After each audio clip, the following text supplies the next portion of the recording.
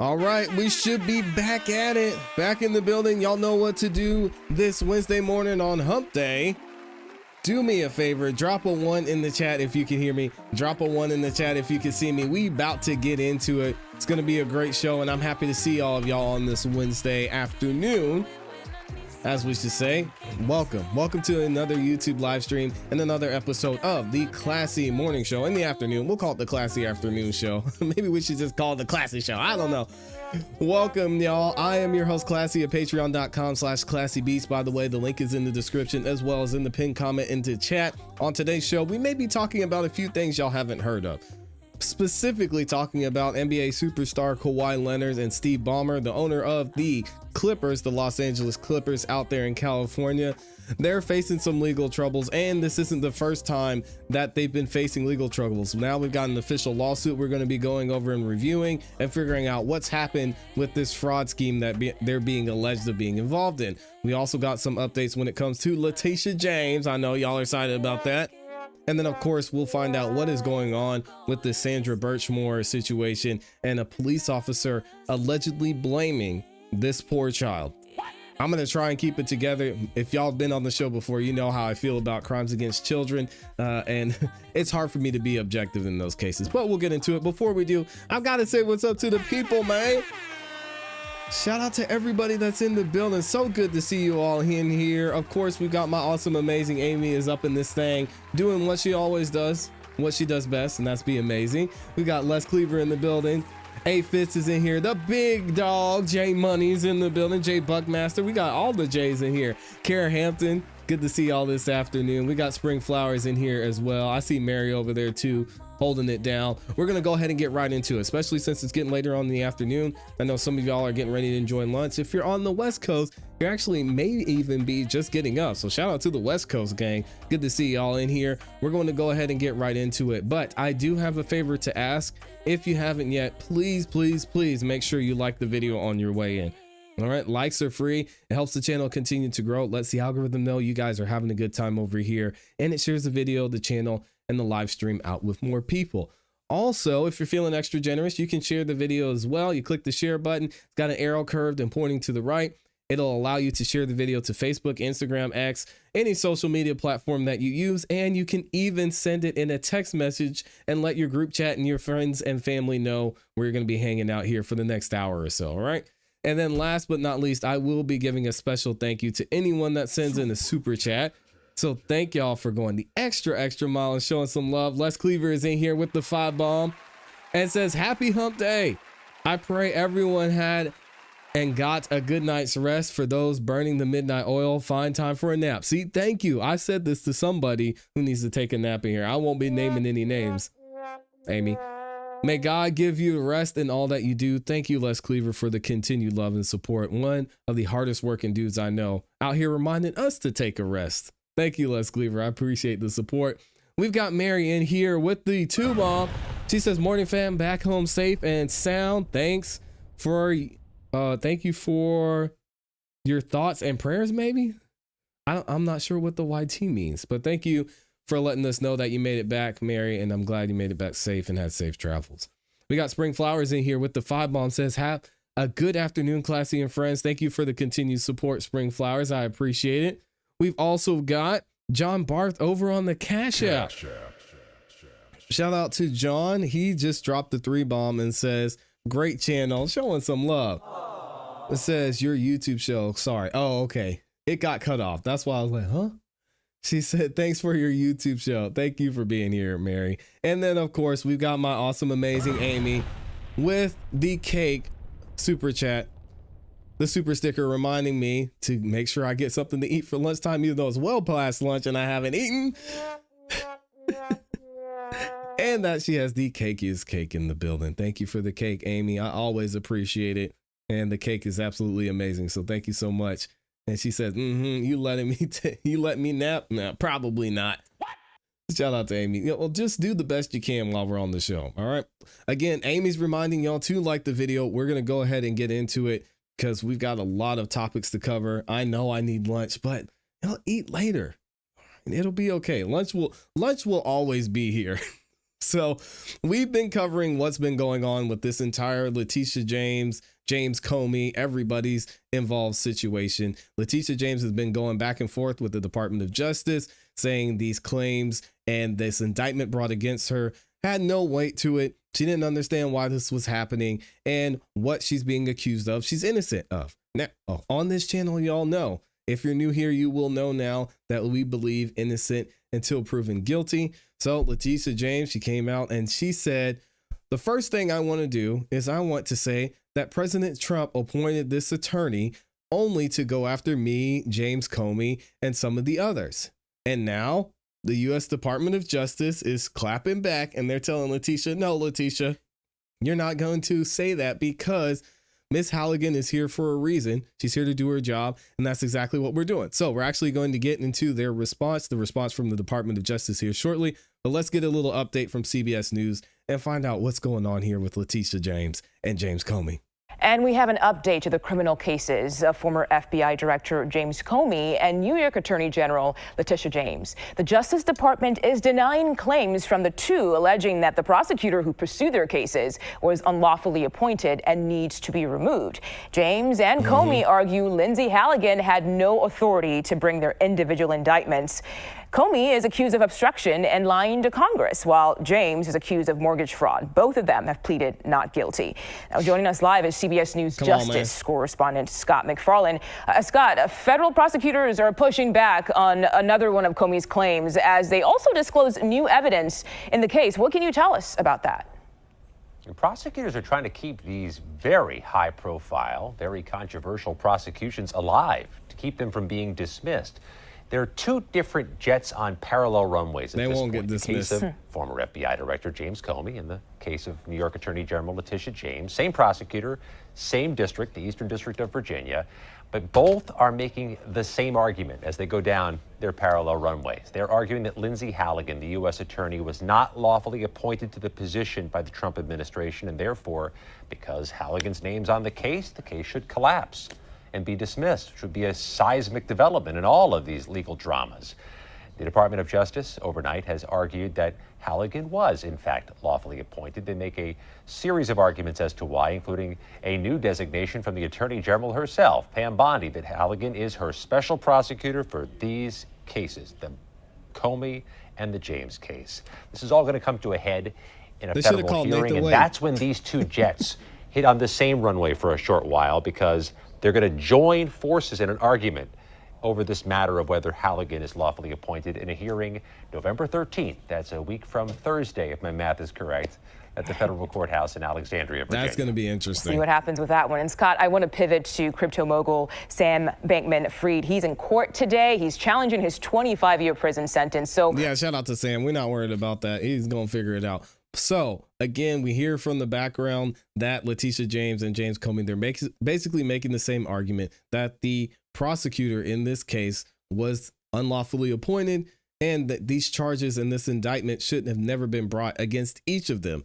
It's even gone so far to say that maybe there were some that didn't think anyone wanted to bring these indictments, which is why they had to bring in Halligan. So let's see what the response from the United States Department of Justice has to say. They say here in the United States' consolidated response in opposition to the motions to dismiss challenging the U.S. attorney's appointment, of course, Lindsay Halligan. The United States files this opposition to the motions by defendant James Comey and Letitia James to dismiss their respective indictments. It's not happening. On the theory that interim U.S. attorney Lindsay Halligan was improperly appointed. Because defendants' arguments overlap substantially, the court has consolidated this motion for argument. The government files this consolidated response to both motions. So basically, hey, we coming after both of y'all. Stop whining. What do they say? The government will respond separately to Comey's motion to dismiss his indictment on vindictive and selective prosecution grounds, which remains pending before Judge Nachmanoff. I definitely said that one wrong. Let's go to the introduction. What do they say? Although defendants frame their arguments in constitutional terms, all agree that U.S. attorneys are inferior officers whose appointment the Constitution permits Congress to vest by law in a head of department like the Attorney General. And then they go on to talk about the U.S. Constitution and all of that, which says the sole question is whether Section 546, authorized by the Attorney General to appoint the interim U.S. Attorney Lindsay Halligan in the circumstances here, where a previous interim U.S. Attorney vacated office after serving 120 days and being reappointed by the district court. So they did the right thing. What they did was fine. The defendants claim that other portions of Section 546 impleedly, prevent the U.S. Attorney General from appointing a interim U.S. Attorney 120 days after their first interim appointment. But that is not so, they say, moving forward. The defendants also invoke that Section 546, which provides that after an appointment expires under subsection C2, the district court for the such district may appoint the U.S. Attorney to serve until the vacancy is filled. So the president is legally allowed to do this, is what they're saying. And they give the legal background here. We're not going to go through that because I'm not an attorney. Some of you are in the comments and in the chats, and I'm sure you would love this, but I'll leave a link to this full document in the chat and in the comments and in the description for you as well. So what's basically their argument? Let's sum this up. Ms. Halligan's appointment complies with the plain text of 546, and they said a little bit of that in their introduction. They're also saying the time limit applies on a pre-appointment basis and does not impleedly, foreclose additional interim appointments, whatever that means. So they're basically saying they have an opportunity and they're allowed to do what they did. The president didn't do anything wrong. He didn't break the law, as they're trying to say. They also say authorized court appointment U.S. attorneys does not displace the Attorney General's parallel authority from Section 546, as they mentioned before. And we'll go back through this, and I want to get to what they summarize here. And they said whatever her status was as a U.S. attorney, Ms. Halligan validly obtained and signed the indictment as an attorney for the government. She was appointed. The indictment should stand and shouldn't be dismissed. And then we'll go all the way through all 32 pages of this. And they say the Attorney General has ratified the indictments, curing any defect. At minimum, any dismissal should be without prejudice. So this is the thing I think that stinks. They're saying if you're going to dismiss it without prejudice so that we can file these indictments again. James' other remedial requests should be rejected. That's Letitia James. And then they say in conclusion here about Letitia James that James, but not Comey, requests at 16 and 17 an injunction against Ms. Halligan acting as the interim U.S. attorney. To the extent she requests relief beyond the confines of this case, that request is plainly improper. Equitable remedies like injunctions must be party specific. And then they show, and they even quote Trump versus CASA. James has no standing to seek an injunction against Ms. Halligan's participation in other cases. James' request is also improper to the extent that she seeks an injunction, a remedy that will not be appropriate in almost all federal criminal prosecutions. And then they say James may seek to disqualify Ms. Halligan from acting as a U.S. attorney in this case. That remedy, while drastic, is at least potentially available in limited circumstances. So they say she can ask, but it's probably not going to happen. Excuse me. But James' request was overtaken by events. The Attorney General has ratified Ms. Halligan's appointment as special attorney with the authority to conduct criminal litigation in this district. Because Ms. Halligan has the indisputable authority to proceed with the prosecution, prospective relief would be inappropriate. For the foregoing reasons, this motion to dismiss should be denied. And of course, that was said by Lindsay Halligan. She not backing down, and all her friends. What do y'all think is going to happen here? Does Letitia James and James Comey have some say in this? Was Lindsay Halligan appointed just to go after them?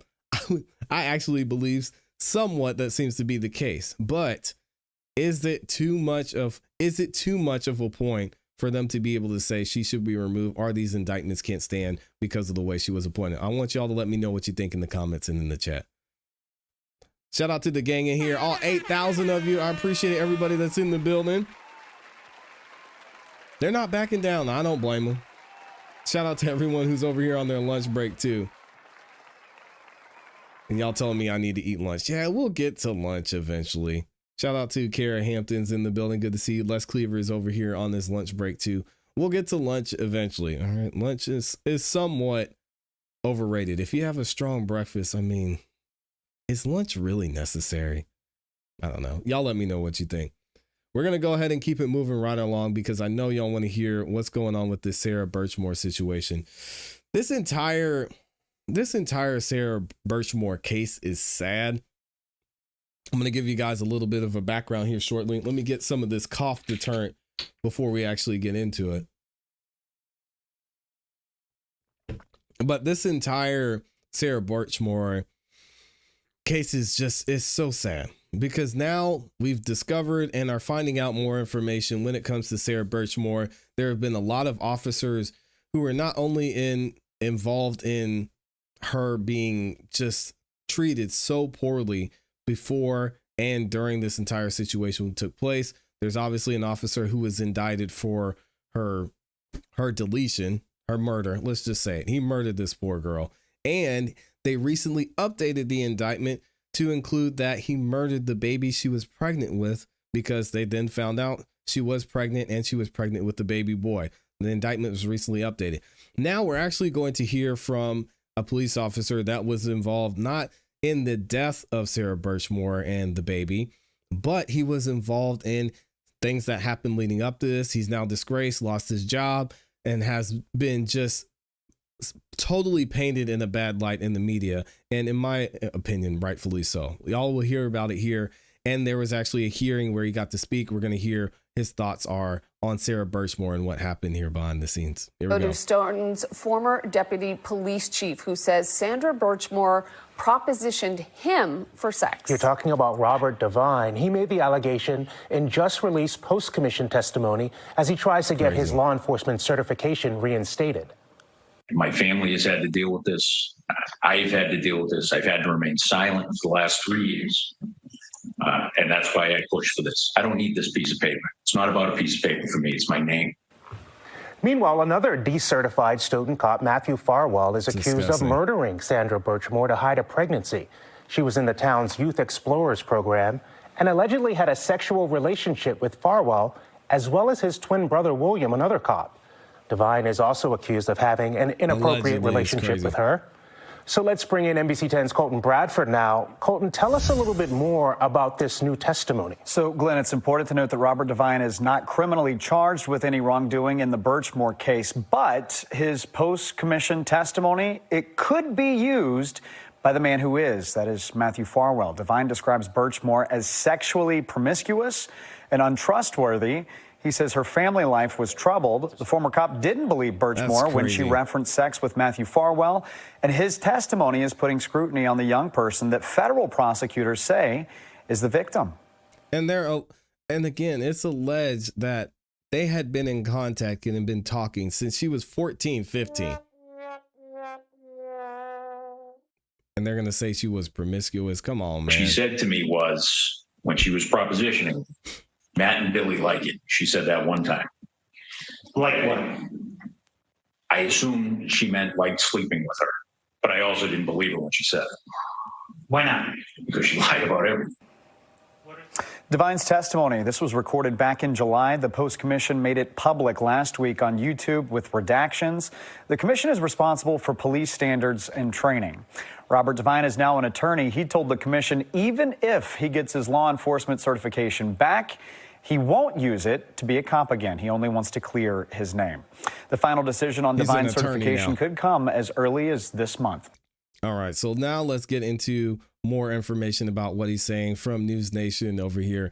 They're going to hear more detail about how this man felt about Sandra Birchmore and what she was saying to him, what she said she was doing with the other police officers. It gets wild. So you interacted with her while you were on patrol approximately 20 times, if not a little more? Maybe. How long did those interactions last? No more than a few minutes. And how long would those interactions last before she asked you to rail her? She came up with that one probably 2 or 3 weeks in. So just out of the blue, Jeez. she would just say, when are you going to give in and rail me? That's what she does. It's not what she did. To you? No, it's what she did to plenty of people. So you witnessed when she did this to other people? No, other people talked about it.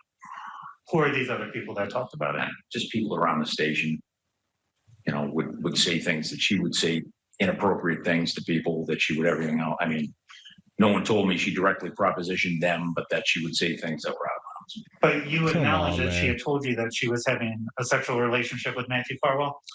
No, I didn't acknowledge that. What she said to me was, when she was propositioning, Matt and Billy like it. She said that one time. So, if this is what was happening, and this young girl who, according to him, using the timeline he's talking about, 14, 15, 16, was talking like this and saying this, why was she still in the program? Why wasn't it reported? Why wasn't he talking to Matt and Billy and whoever she was talking about? Why were they silent about this? If you've got, let's just say it's true. Let's just say what this man is saying is true. And Sandra was just out here trying to get with every police officer she possibly could. Why keep her around? Why wouldn't you say, hey, you know, young lady, you need some help. I'm not comfortable with this. I don't want to be around you. God knows what you're going to do, what you're going to say, what you're going to say I did. You got to go.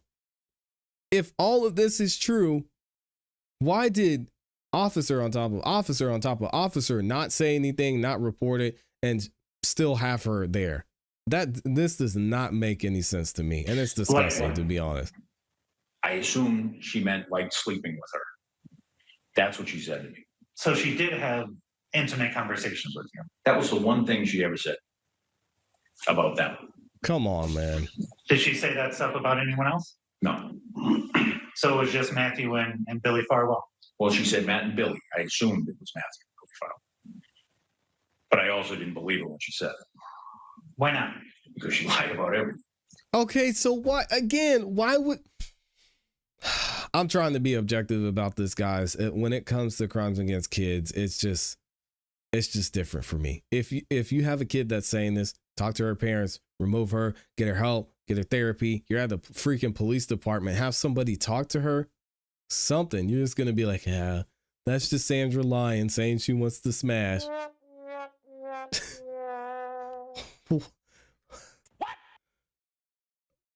What are some of the things that she lied about? Painful. She lied about being pregnant half a dozen times. She had restraining orders taken out on her. I know one restraining order in particular. Her boyfriend said, you know, she pretty much lied about everything there was to lie. So the murder victim is a liar, and the girl who was murdered, who was also raped at 15 and groomed from the time she was 13 in your program, is the liar, is the problem. Fault. She's the one asking us all for sex. Though I don't know who. I don't know who. Just people talking, you know. This is crazy. I want to bring in someone who's been following this story very closely. Bob Ward is a reporter for Boston 25 News, good friend of the program. My blood boils, Bob. It boils when I hear stuff like this about a kid that obviously has had a really rough go from the time of 13, wanted to be a cop, and instead was passed around, it seems. Exactly. There are other people involved in this story as well. But can I just ask you why former Deputy Police Chief Robert Devine would sit for this interview? Was it mandatory, this internal affairs investigation, now that he's That's retired? a great question. He Well, it's mandatory in that he is trying to fight decertification. He is decertified. I think he let his certification lapse, and the state is moving to decertify him, so he cannot hold any position in law enforcement in Massachusetts and by extension in other states as well. he is a lawyer, and I think, from what I understand, he is trying to protect his rights, and maybe he wants to advance his career and do some work maybe for the Executive Office of Public Safety, which oversees the state police. If he does not get his certification back, then he won't be able to do any of that. So that. And in case y'all didn't hear, he is an attorney now, by the way. This is the guy who's an attorney. That's why he is there. That's why he's fighting this. Yeah, it makes perfect sense now that you say he's a lawyer and he wants to do some lawyery type work maybe with the police. That makes sense. So isn't he taking a huge chance by saying, I never had sex with well, she was a woman at the point where it happened. And also, I'm not this Mel Gibson character, Marty Riggs, because doesn't the board say, we actually got you on that. We got overwhelming evidence on that. Exactly. And a lot of this, it hasn't been made public yet, and, the exact evidence that they have. But, the fact that he's gone out there and said, I did not have sex with this young woman. I did not reach out to her on Facebook, on Messenger. In the face of the investigators saying, we have overwhelming evidence that you did these things, that you called her on the day that she died, these can very easily be provable. And from what we understand, there's some computer forensic evidence that's been, analysis that has been done. And, we're hearing that they've been able to put this Marty Riggs alias on Divine. So, it is very difficult to understand how, when you're in the face of facts that can be easily proven wrong, how you could go out there and just present it this way. His lawyer is saying that, he denies everything, that this has all been one big lie, and that he is a victim. He's a victim of people who are out to get him. Thank you for watching. People who were out to get him, when the man just he sat there and just said with a straight face, oh yeah, she was coming up to me saying she wanted to do this, and she told me that she was messing with these other guys. I didn't believe her. So you're going to tell me someone says a lie about someone you know, and not only are you not going to address it to the person who's telling those lies, but you're not going to address it to the officers whose job could potentially be at stake and be like, hey man, be careful. This girl's going around talking. Like, this dude, I'm not even going to say it on this show because it's a family show. I want to know what y'all think about this in the comments in the chat. I feel like this isn't the last we're going to hear about this former disgraced cop and now attorney, Mr. Divine. But moving forward, what do y'all think is going to happen? Let me know what you think in the comments in the chat. Disgusting, man. You're going to blame... How are you going to blame it on the kid? You're going to blame it on the kid. That's low, to say the least. What are y'all saying? Oh, that's even worse, says Les Cleaver. He's an attorney now. Yes, he is. One is a child and one is an adult in a job of authority. Go pound sand, sir. I'm with you on that. How can you prove she lied? Cops up there are known to lie. Well, it's proved that she was telling the truth. So he said, Sandra would lie. Yeah, but she was telling the truth about this. And somebody got her pregnant. We're going to find out because we've got the DNA now. One of these guys got her pregnant. One of the guys was at her apartment. Are we just saying it's a coincidence that several years later, he's at her apartment having conversations with her? She was in the young police officers program that they had there.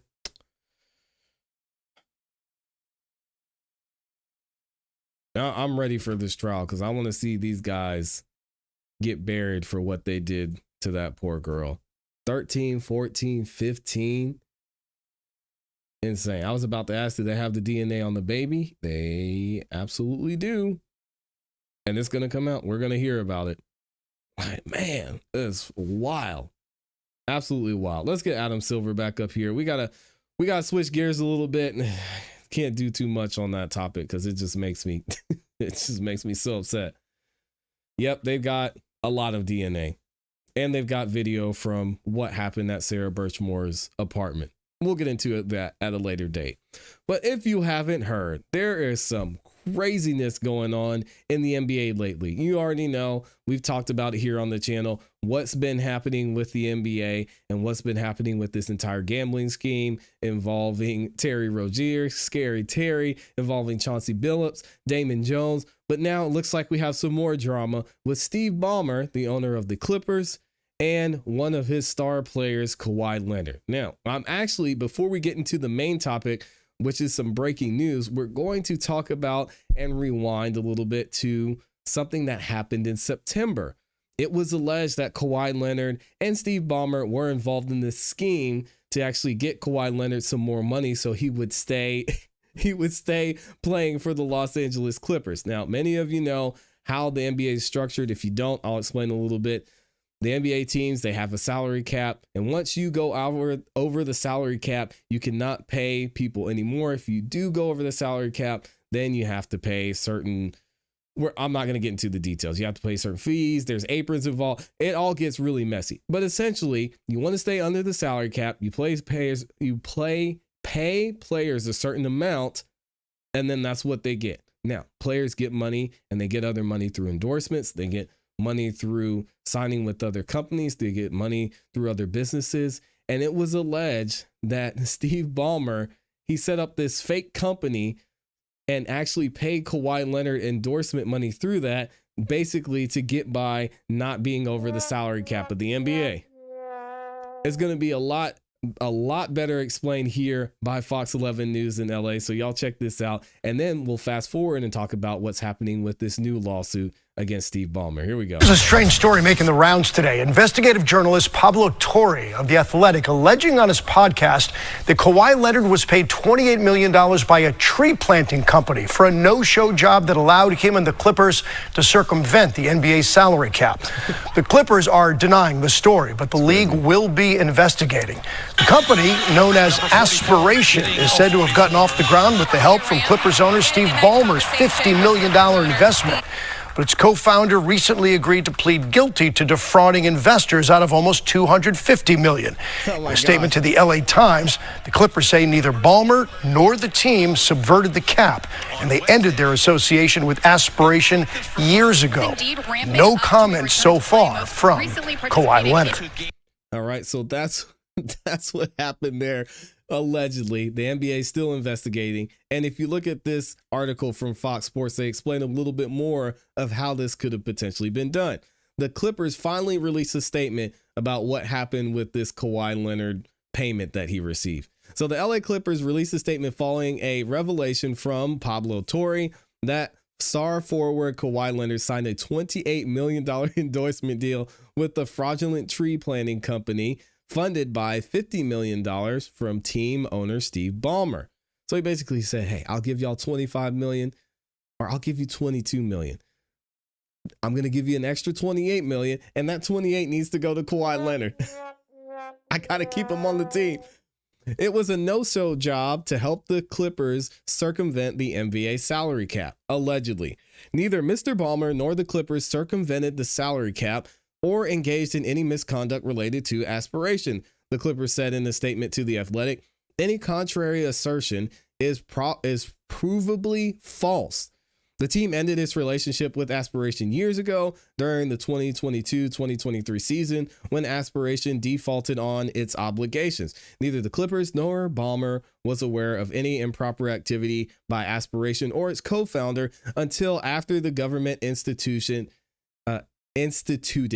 its investigation. Do y'all believe that? Stop the cap. The team and Mr. Ballmer stand by ready to assist law enforcement in any way they can.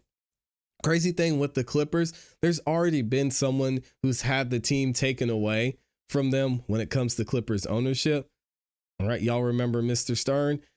But it would be interesting to see what happens here with Steve Ballmer if something comes out from this investigation and the next investigation we're going to get into, and the Clippers get turned over to somebody else or forced to be sold again.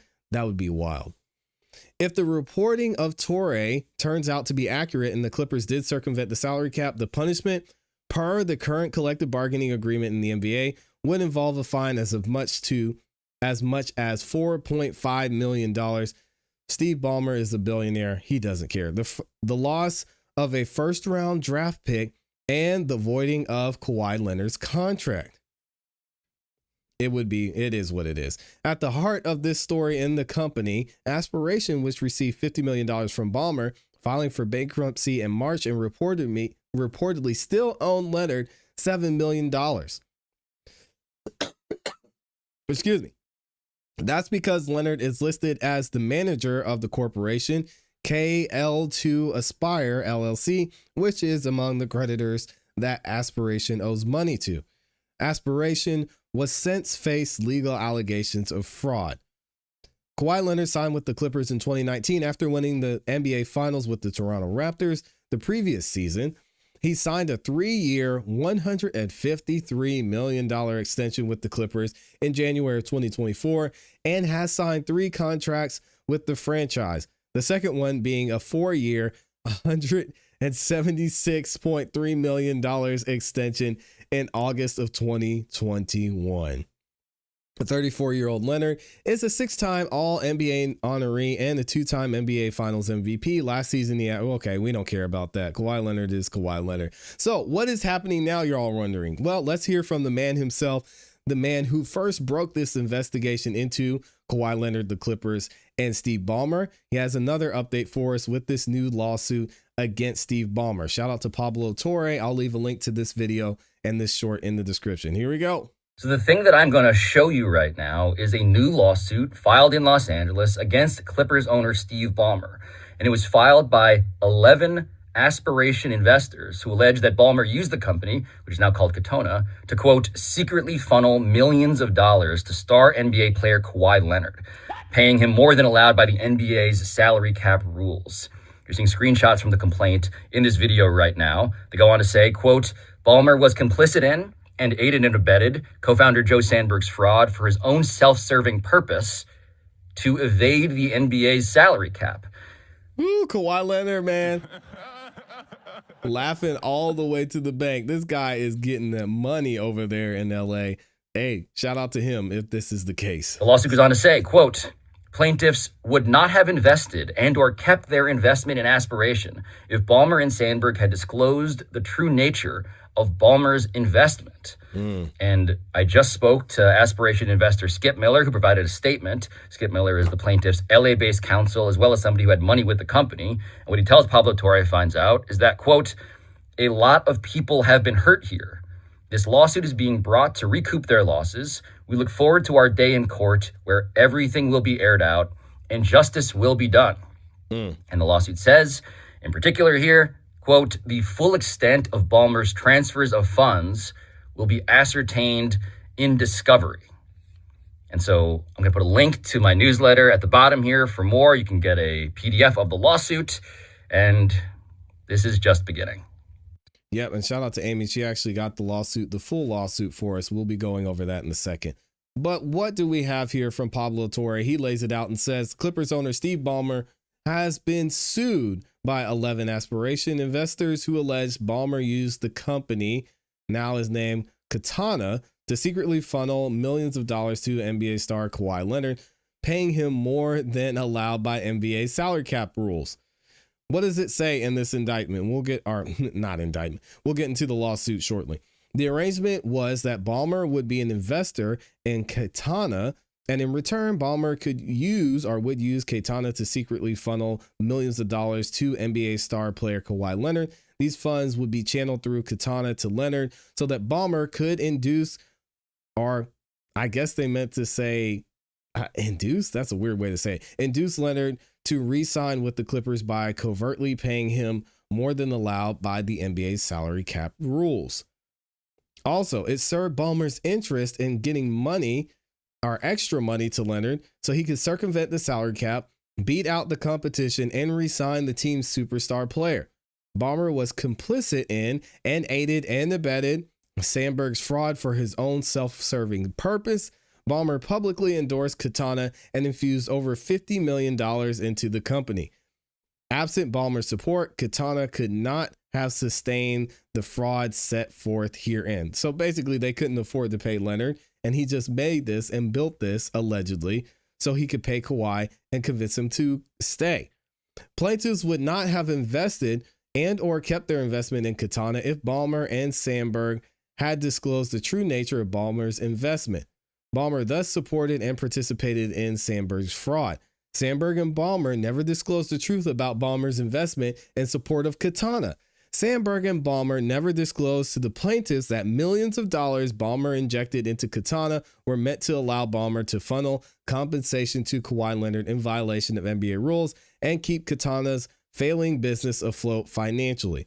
Sandberg and Ballmer's scheme to pay Kawhi Leonard through Katana to evade the NBA salary cap was only later revealed in 2025 by journalist Pablo Torre. And shout out to Pablo for putting in the good work. It also says the plaintiffs allege that Ballmer transferred other funds to Katana to keep the company afloat and buy Sandberg's support, cooperation, and silence about the secret deal with Leonard. The full extent of Ballmer's transfers of funds to Katana and Sandberg will be ascertained in discovery. Ooh, that's not good. Yikes. And we have some more detail here from Yahoo Sports. We're going to get into the indictment in another video. Aspiration investors filed a lawsuit against Clippers owner Steve Ballmer over Kawhi Leonard scandal, and they actually spoke out about this. Los Angeles Clippers owner Steve Ballmer, at least according to nearly a dozen former investors, knew exactly what was happening with the Aspiration Kawhi Leonard scandal. Ballmer was sued by 11 Aspiration investors on Monday, according to journalist Pablo Torre, alleging that he used the company to secretly funnel millions of dollars. According to the lawsuit, Ballmer channeled funds through Aspiration, which is known as Katana, in order to induce Kawhi Leonard, as we just read, to re-sign with the Clippers by covertly paying him more than allowed by the NBA salary cap rules. It's a smart move, honestly. And if his fine's only $4.5 million and he gets to keep Kawhi, is it worth it? Do y'all want to know how much they made from having Kawhi Leonard there? A lot of money. Ballmer was complicit and aided and abetted in the fraud, the lawsuit says. The plaintiff also alleged that Ballmer transferred other funds to the company in order to keep it afloat and by co-founder Joe Sandberg's support, cooperation, and silence about the secret deal with Kawhi Leonard. The allegations in the lawsuit are what Torre first reported on his podcast, Torre Finds Out, in September. Ballmer allegedly used what was essentially a $28 million no-show marketing deal, basically meaning that, hey, we're just going to pay you this money for you to say that you're with us, that you work with us. And that deal was between Kawhi Leonard and Aspiration to get around the NBA salary cap rules and pay him more, per the report says. Ballmer invested $50 million into Aspiration at its founding stage in 2021. The NBA is now investigating. Ballmer has denied any wrongdoing. He told ESPN that any deal Leonard had with Aspirations was made independent of him and the Clippers. Leonard and the Clippers agreed to a 3-year, $103 million deal in 2019. Ballmer insisted that he had no control over this company and that the company conned me. So Steve Ballmer said he's the victim. He said the speculation is what it is. Why did they do that? I don't know why they did what they did, and I don't know how differently it is. And frankly, any speculation would be crazy. Would it be crazy though? No. I mean, if you're a billionaire and you're thinking, okay, let's see, is this worth the risk? If I give them this money and then we have a handshake deal and then they sign and give Kawhi Leonard an extra $28 million and then Kawhi Leonard stays and then the ticket sales do well. And then I end up making $200, $300, $400 million from this. And then I have to pay 10% of that. I think it's a good deal. Isn't that what your business mind would think? So, I mean, to say that speculation is crazy, Steve, come on. We know how business works. These guys who committed fraud, look, they conned me. I made an investment in these guys thinking it was on the up and up, and they conned me. At this stage, I have no ability to predict why they might have done anything they did. The Clippers went 50-32 last season and were knocked out of the first round of the playoffs for the third straight campaign. They hold a 3-2 record this season, entering Monday night's matchup with the Miami Heat. Let me know what y'all think about this in the comments in the chat. We're going to get into the full indictment here shortly, and in another video, y'all make sure you check that out. Man, shout out to everyone who's liked the video too. This is, we've got over 9,000 of you in the building. Thank y'all for being here. We're actually going to look at this indictment. Let me see if I can find it. I'm not going to read the whole thing, obviously, because, excuse me, it's 133 pages long. We ain't got time for all that. So what I want to do is read the introduction, and we might skip down. I think it was to page 10 and see what happened with the NBA's involvement and Steve Ballmer's involvement here. I need to get some more of this. Oh, actually, I might have to do this in another video because that's a lot of information there. So I might just read the introduction for y'all, and then we'll get into that at a later time. And I apologize. I'm still dealing with this cough. I know the Lord's going to heal me, and I am healed in Jesus' name. So we're going to keep working on it and making sure we're staying healthy and drinking some water. I'm coming late to this, but if somebody is asking people around the station to reel them in, why did they keep her in the Explorer unit? Thank you. It's that simple, Darla. If you've got a loose teenager that's running around here saying, oh yeah, I just want to get with one of these police officers, get them out of there. I'm like, we're sending a note home to your parents. I'm calling your parents onto the porch to say, hey, listen, y'all need to keep an eye on this one. I'm concerned. I don't know what's going on with her, but this is just it's not okay. She's making these accusations. If you want to look into it, but no. Thank you to everyone that's liked the video so far too. Let's go ahead and get into this indictment and see what they're talking about over here. Let me see if I can find. Good afternoon to y'all that are just joining us too. Thank you to everybody that's in here. All right, here we go.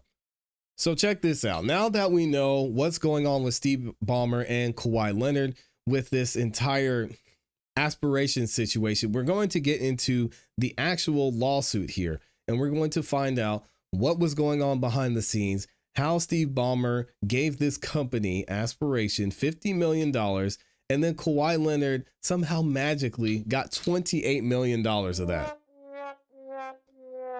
Shout out to Kawhi Leonard. He's out there getting his money, playing basketball at a high level, laughing all the way to the bank. I can't be mad. I can't be mad at him. But did they violate the NBA rules? Most likely it's possible. When it comes to this fraud lawsuit, that's a different story. That's something entirely. Kawhi Leonard is not mentioned as a defendant in this lawsuit, but Steve Ballmer, the owner of the Clippers, is. Let's see what they're alleging Steve Ballmer got into. All right, so we have all these folks, 11 investors into Aspiration, saying basically that Steve Ballmer was involved in trying to get them to invest in something that only existed for him to bypass the NBA salary cap. This is an action to recover millions of dollars that the plaintiffs were defrauded into investing directly or indirectly into CTN Holdings, now known as Katana, previously known as Aspiration Partners Incorporated. They'll be known as Aspiration. Katana is a financial, technological or technology and sustainability company founded in 2013 by Joe Sandberg and Andre Cherny. Hopefully I'm saying this name right. Sandberg was and is the largest stakeholder of Katana, either directly or through entities he knows and controls, with over 30% of the company. Plaintiffs invested in Katana based on the statements of Sandberg, who was aided and abetted by other defendants, namely Steve Ballmer, that Katana was a financially successful company with a solid business and strong prospects for growth, as set forth in detail below. These statements were false. Unbeknownst to the plaintiffs at the time, Sandberg was covertly propping up Katana through fraud and corruption.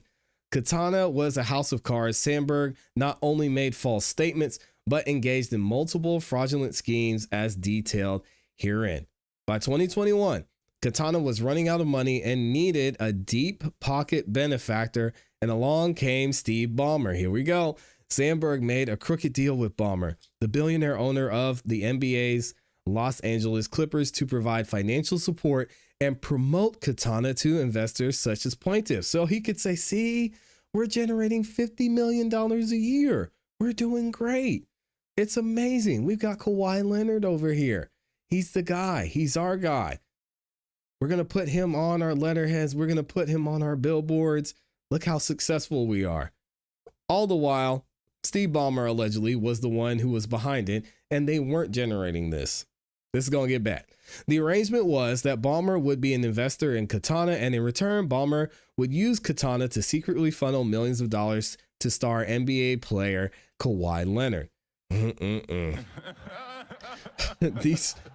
These funds would be channeled through Katana to Leonard so that Ballmer could induce Leonard to re-sign with the Clippers, but by covertly paying him more than allowed by the NBA salary caps.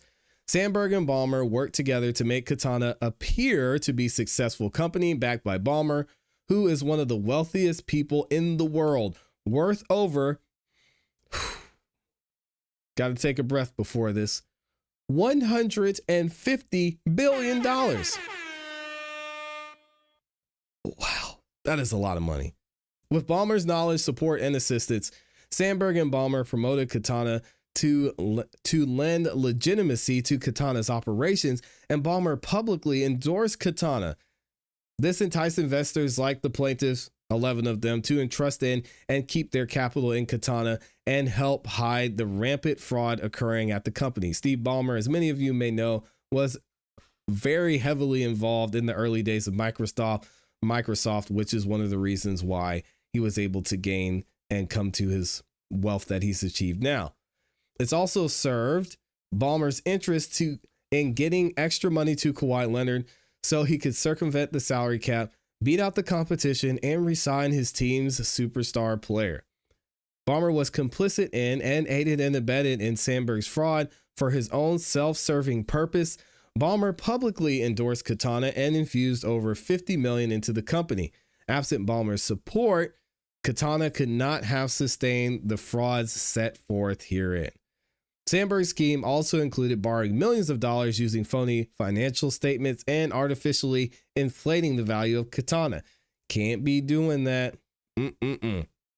Sandberg generated phony revenue for Katana, funneling his funds through others who would purport to be genuine customers of Katana and purchase sustainability products, typically carbon credits. These were sham customers. Sandberg himself was the true source of these purchases. So he was giving himself money and then buying his own product. Come on, man, you can't do that. The foregoing was concealed from the plaintiffs for years and only came to light in 2025 when Sandberg was charged with and pled guilty to multiple federal crimes.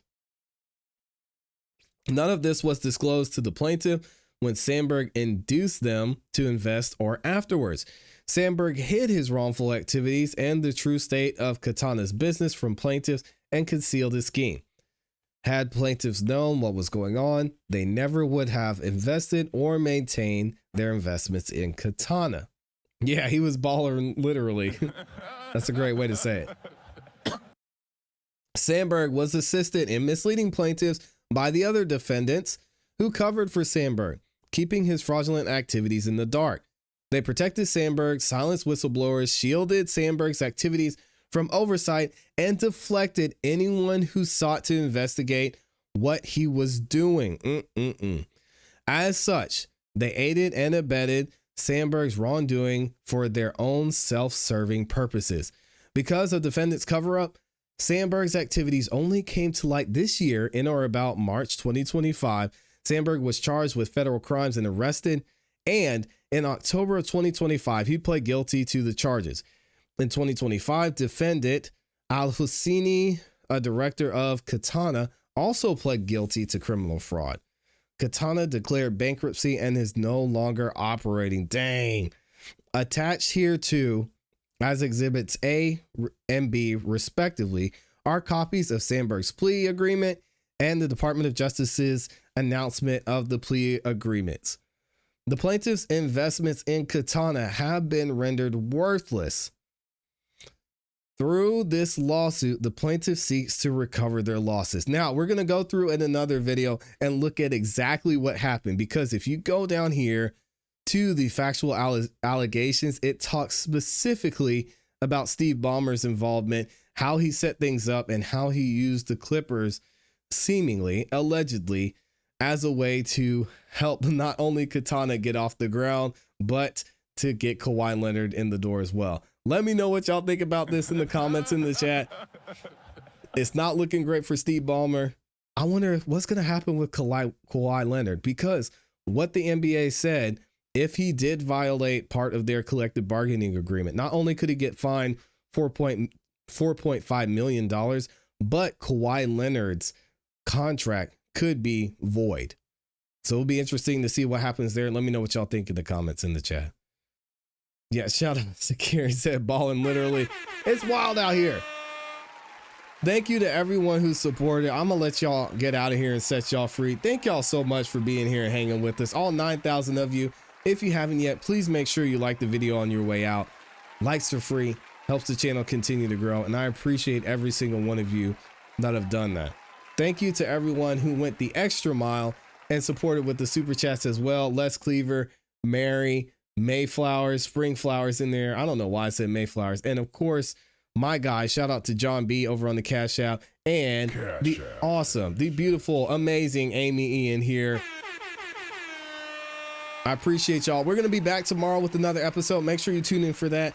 Subscribe, hit the notification bell so you don't miss any time that we go live or drop a new video. If you haven't yet, make sure you check out Amy's channel too. The link to her channel is in the description. And as always, you know what to do. Keep growing, keep pushing, keep it classy. I'll see some of y'all tonight. We gone. Peace. Y'all tune into the season 13 championship tonight right here on the channel.